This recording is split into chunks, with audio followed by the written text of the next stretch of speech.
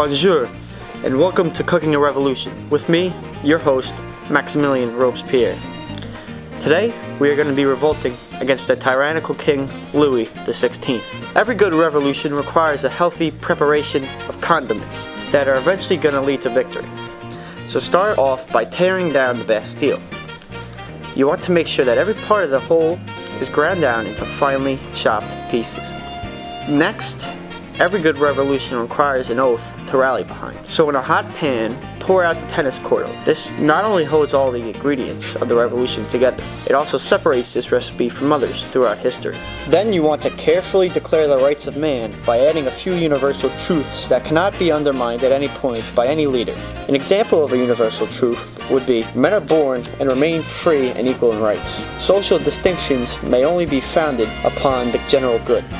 This ingredient brings out the true nature of your revolution. It expresses what you are fighting for. Then chop up some parsley and sprinkle in some thyme and add it for flavor. You want to let these flavors sit and cook for a little while. Don't turn up the heat too much yet, otherwise you'll burn the ingredients and lose support. Once you can hear the people yelling in the streets for the head of King Louis, then you can kill the heat and add all the flavors together and move on to the main event, killing the king. You want to take King Louis, cut off his head, and gut his administration. While you're at it, you might as well take his wife's head too. And this other guy we didn't like too much. Once you have your monarchs killed and the people are finally free, take the carcasses of the past government, stuff them with the mixture you've been preparing, and voila, you have a revolution. You want to bake these guys for about 50 minutes, so the peppers get nice and soft and the turkey gets cooked thoroughly.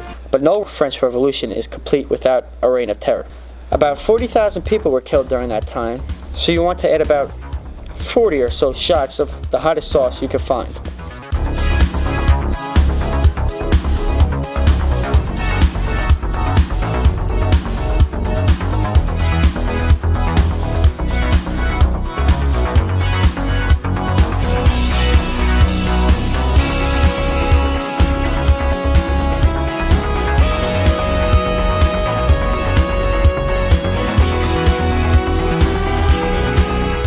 One of the groups targeted the hardest during this period were the Catholics, specifically the clergy.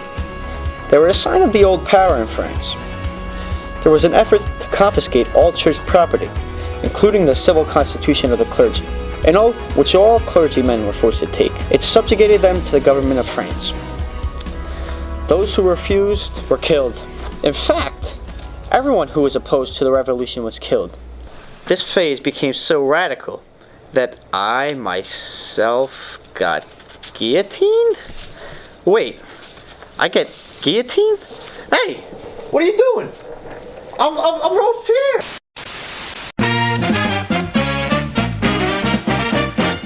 Bonjour and welcome to Baking a Revolution with me, your host, Napoleon. By 1795, it was clear that the radical phase of the revolution was not sustainable, and a new phase was born. In 1799, I took over France and I declared myself emperor by 1804. The first thing you want to do to gain power and end the revolution is to whisk together an army. You want to make this army as formidable as possible as to deter anyone from standing against you. Once you and your army have taken over, you can declare yourself consulate for life and officially take over as ruler of France. After you've taken over, begin writing the Constitution of 1799, or the Constitution of the Year 8.